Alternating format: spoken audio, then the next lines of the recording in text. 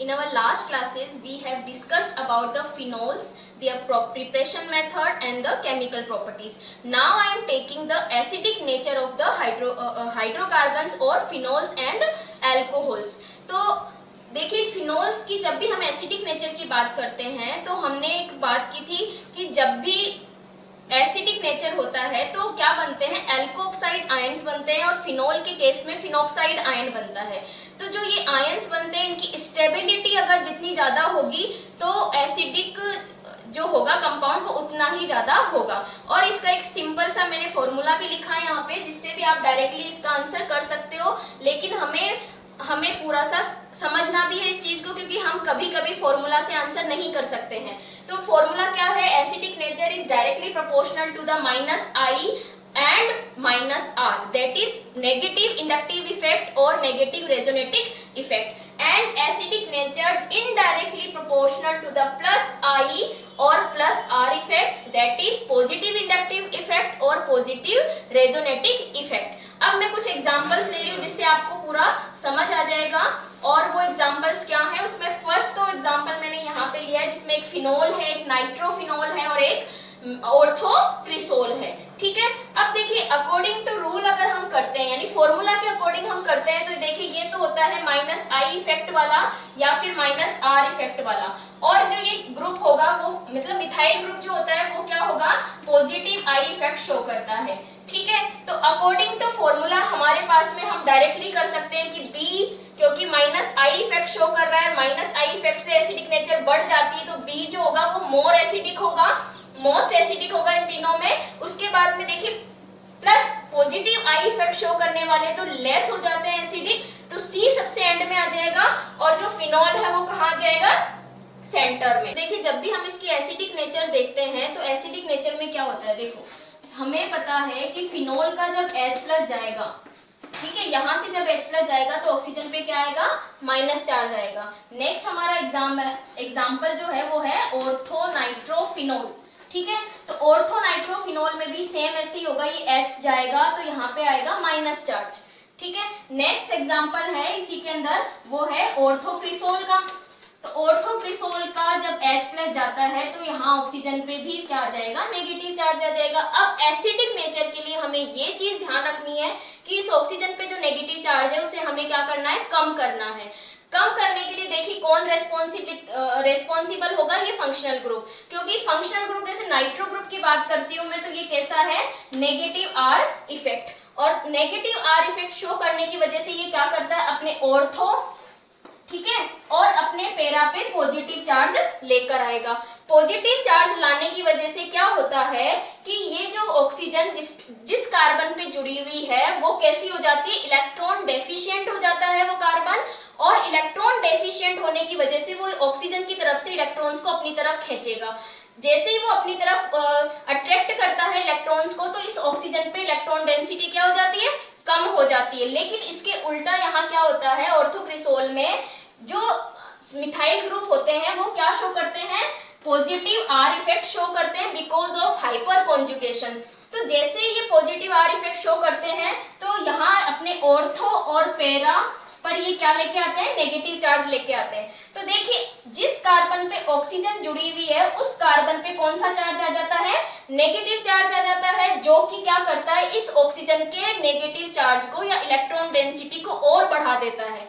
ठीक है, तो बढ़ाने से क्या होगा, ये लेस स्टेबल हो जाएगा, तो जो लेस स्टेबल होता है वो कम बनेगा। ओके, तो इन दोनों को अगर हम कंपेयर करते हैं तो बिकॉज ऑफ -R इफेक्ट ये जो होगा वो मोर एसिडिक होगा और ये लेस एसिडिक होगा, और इसी वजह से हमारा जो ऑर्डर है वो क्या हो जाएगा, सबसे पहले B, ठीक है, फिर हो जाएगा A क्योंकि A क्या है, फिनोल है, उसमें पॉजिटिव R और नेगेटिव R नहीं है, फिर लास्ट में आ जाएगा C जो कि क्या है, ऑर्थोक्रिसोल। नेक्स्ट हम एग्जांपल लेते हैं हमारा ये वाला।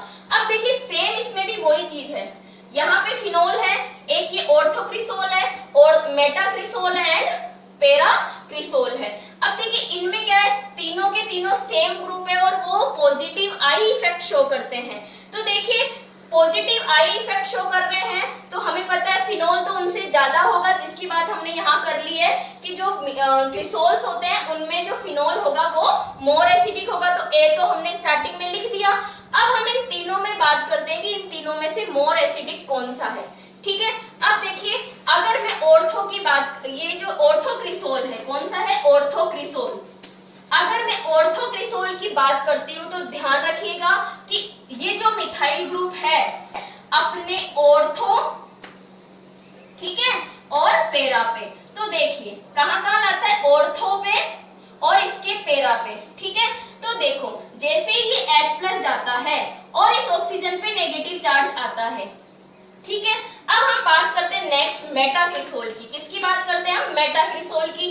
तो मेटाक्रिसोल में देखिए ये क्या है, मिथाइल ग्रुप नेगेटिव चार्ज लाएगा, और नेगेटिव चार्ज कहाँ आएगा, इसके ऑर्थो, ठीक है, और इसके पेरा पे। ये इसकी पेरा पोजीशन है। ओके, पैराक्रिसोल की बात करते हैं हम, पैराक्रिसोल की बात करेंगे तो पैराक्रिसोल में भी ये जो मिथाइल ग्रुप होगा अपने ऑर्थो और पेरा पोजीशन पे क्या लाएगा, नेगेटिव चार्ज लाएगा। अब हमें यहाँ इस नेगेटिव चार्ज को देखना है। ठीक है, किसको देखना है, नेगेटिव चार्ज को। और हमें पता है ये हाइड्रोजन जाएगा तो ऑक्सीजन पे क्या आ जाएगा, नेगेटिव चार्ज। ठीक है, अब हमें स्टेबिलिटी देखनी है कि यहाँ पर हम स्टेबिलिटी की बात करते हैं तो देखिए ऑक्सीजन पे क्या है, नेगेटिव चार्ज है, और ये जो कार्बन है उस पर भी क्या है, नेगेटिव चार्ज आ गया है, जो इस ऑक्सीजन से डायरेक्टली जुड़ा हुआ है। तो यहाँ पर इस ऑक्सीजन की इलेक्ट्रॉन डेंसिटी और बढ़ जाएगी, सबसे मतलब बढ़ जाती है। ठीक है, ये क्या है, ऑर्थो पोजीशन पे, तो ये यहाँ पे तुरंत क्या लाता है, नेगेटिव चार्ज लाता है। ठीक है, पास में है तो तुरंत लाएगा। सेम ऐसी ही बात हम यहाँ करते हैं पेरा में। पेरा में भी क्या है कि ये जो मिथाइल ग्रुप होगा वो उस ऑक्सीजन के, जिस पर ऑक्सीजन जुड़ा हुआ है, उस कार्बन पे नेगेटिव चार्ज लाएगा। अब ये नेगेटिव चार्ज लाने की वजह से क्या होगा, इस ऑक्सीजन पे पहले से ही नेगेटिव चार्ज है और इसके ऊपर बढ़ा देता है। लेकिन इन दोनों में देखो सेम है, लेकिन डिफरेंस क्या है, ये जो ग्रुप होगा वो पहले ऑर्थो पे लाएगा फिर वो पेरा पे लाता है, यानी कि यहाँ पर नेगेटिव चार्ज आते आते क्या हो जाता है, थोड़ा सा टाइम लगता है। ठीक है, टाइम लगेगा तो क्या हो जाएगा, थोड़ी देर बाद नेगेटिव चार्ज आता है, तो ये क्या होगा, इसके कंपेयर में मोर जो होगा मोर स्टेबल होगा, यानी जल्दी बनेगा। तो देखो फिर हम इसकी बात करते हैं लास्ट में सी की। ठीक है, तो सी में यानी मेटाक्रिसोल में क्या होता है, मिथाइल ग्रुप क्या होगा, उस कार्बन पे नेगेटिव चार्ज नहीं लाता है जिस पर ऑक्सीजन जुड़ी हुई है, यानी कि यहाँ पर ऑक्सीजन पे इलेक्ट्रॉन डेंसिटी इतनी तेजी से नहीं बढ़ेगी, यानी कम आती है। ओके, तो अब ये क्या होगा, इन दोनों में मोर स्टेबल होगा। तो देखिए हमारा ग्रुप जो ऑर्डर होगा एसिडिक नेचर का वो क्या हो जाएगा, फर्स्ट, फिर उसके बाद में आएगा ये वाला। क्यों, क्योंकि यहाँ पे कार्बन, उस कार्बन पे नेगेटिव चार्ज नहीं ला रहा है मिथाइल ग्रुप जिस पर ऑक्सीजन जुड़ा हुआ है। ठीक है, फिर उसके बाद में इन दोनों की बात आती है, तो इन दोनों में ये ज्यादा स्टेबल होगा। ये ज्यादा स्टेबल क्यों होगा, क्योंकि जो मिथाइल ग्रुप होता है वो नेगेटिव चार्ज तो लाता है उस कार्बन पे, लेकिन थोड़ी देर बाद लाएगा क्योंकि ये दूर है। फिर अब एसिडिक नेचर की बात करते हैं तो ये मोर एसिडिक हो जाएगा क्योंकि ज्यादा बनेगा। उसके बाद में ये वाला बनेगा क्योंकि ये इससे थोड़ा कम क्या है, स्टेबल है, तो ये इससे थोड़ा लेस एसिडिक हो जाएगा। फिर लास्ट में आ जाएगा बी। एग्जांपल हम लेते हैं नाइट्रोफिनोल के।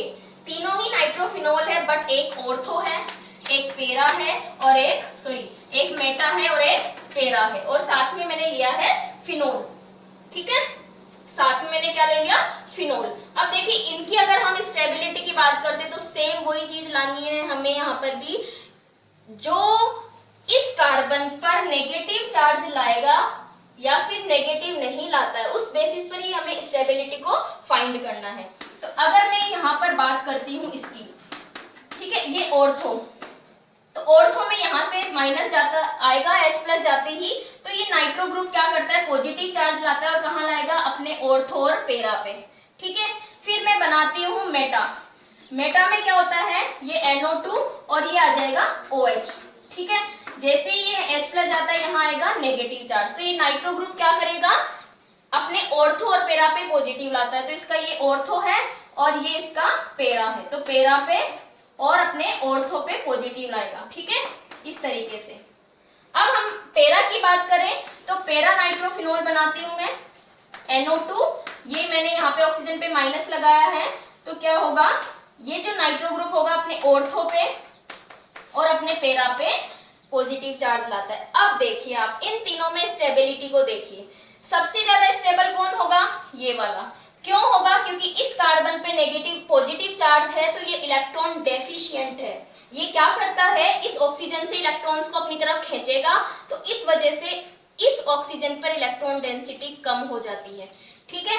फिर हम बात करते हैं पेरा की, तो देखिए पेरा भी क्या करता है, उस कार्बन पर पॉजिटिव चार्ज लाएगा बिकॉज ऑफ रेजोनेंस। तो क्या होता है कि जैसे ये पॉजिटिव चार्ज लाता है, लेकिन इसके कंपैरिजन में धीरे से लाएगा, यानी थोड़ी देर बाद लाएगा, क्योंकि पेरा पोजीशन थोड़ा सा दूर होता है, ठीक है। तो ये स्टेबल तो है लेकिन इससे थोड़ा कम है। फिर हम यहाँ पे बात करते हैं तो मेटा क्या होता है, पॉजिटिव चार्ज तो लाता है बट उस कार्बन पे नहीं लाएगा जिस पर ऑक्सीजन जुड़ी हुई है, तो ये इन तीनों में क्या होगा, कम स्टेबल होगा। अब यहाँ पर एक एक्सेप्शन है, एक्सेप्शन क्या है, ऑर्थोनाइट्रोफिनोल का। देखिए ऑर्थोनाइट्रोफिनोल में क्या होता है, ऑर्थोनाइट्रोफिनोल में जो ऑक्सीजन होती है नाइट्रोजन की और जो हाइड्रोजन होता है OH ग्रुप का, उनके बीच में क्या हो जाती है, हाइड्रोजन बॉन्डिंग हो जाती है। तो उस वजह से जो ये वाला है वो मोर एसिडिक होगा एज कंपेयर टू दिस, ठीक है। तो हमारा ऑर्डर क्या हो जाएगा, नाइट्रो वाले में हम बात करते हैं तो सबसे पहले आ जाएगा डी, पेरा। पेरा क्यों आ जाता है, क्योंकि मोर स्टेबल है। मोर स्टेबल क्यों होता है, क्योंकि पॉजिटिव चार्ज लाता है। देखिए वैसे तो होना चाहिए ये वाला, लेकिन यहाँ पे हाइड्रोजन बॉन्डिंग की वजह से थोड़ा सा एक्सेप्शनल बात आ जाती है। तो सबसे पहले तो डी होगा, उसके बाद में बी होगा, डी के बाद में बी होगा, बी के बाद में आता है सी और सी के बाद में आता है फिनोल।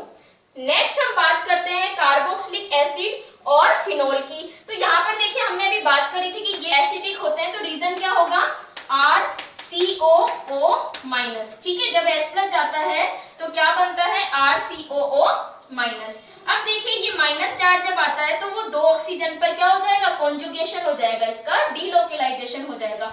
एक बार इस पर आएगा, एक बार इस पर आएगा, तो इस तरीके से हम हाइब्रिड अगर बनाते हैं तो ये दोनों माइनस जो साइन होते हैं वो दोनों ऑक्सीजन के ऊपर डीलोकेलाइज होता है, और उसकी वजह से क्या होगा, ये क्योंकि इलेक्ट्रॉन क्या होती है, नेगेटिव ज्यादा होती है ऑक्सीजन, तो ये क्या करता है, बैलेंस कर लेता है। जबकि फिनोल में जब चार्ज आएगा नेगेटिव, वो सिर्फ एक ही ऑक्सीजन पर आता है, ठीक है। तो ये क्या होगा, लेस स्टेबल होता है और ये मोर स्टेबल होता है। इस वजह से जो कार्बोक्सिलिक एसिड होते हैं वो मोर एसिडिक होते हैं। फिर लास्ट हमारा जो एग्जाम्पल है वो एग्जाम्पल आता है हमारा, जिसमें मैंने एक तो ये लिया कार्बोक्सिलिक एसिड और इसके बारे में भी मैंने बता दिया है। फिर हम बात करते हैं वाटर और अल्कोहल की, ये फिनोल से किस तरीके से लेस एसिडिक होता है। तो देखिए यहाँ पे H2O में क्या होता है, जैसे ही H प्लस जाता है तो माइनस चार्ज आता है। सेम ऐसे ही अल्कोहल में क्या होता है, जैसे ही H प्लस जाता है तो माइनस चार्ज ऑक्सीजन पे आएगा। अब आपको पता है ये क्या है, प्लस R इफेक्ट शो करेंगे, I इफेक्ट शो करेंगे, तो प्लस I इफेक्ट की वजह से ऑक्सीजन पे इलेक्ट्रॉन डेंसिटी बढ़ जाती है, ठीक है। तो उसकी वजह से एल्कोक्साइड आयन जो होगा वो हाइड्रोक्साइड आयन के कंपैरिजन में लेस स्टेबल होगा। क्या होगा, लेस स्टेबल होगा, और लेस स्टेबल होने की वजह से ये क्या होगा, लेस एसिडिक होगा, ठीक है।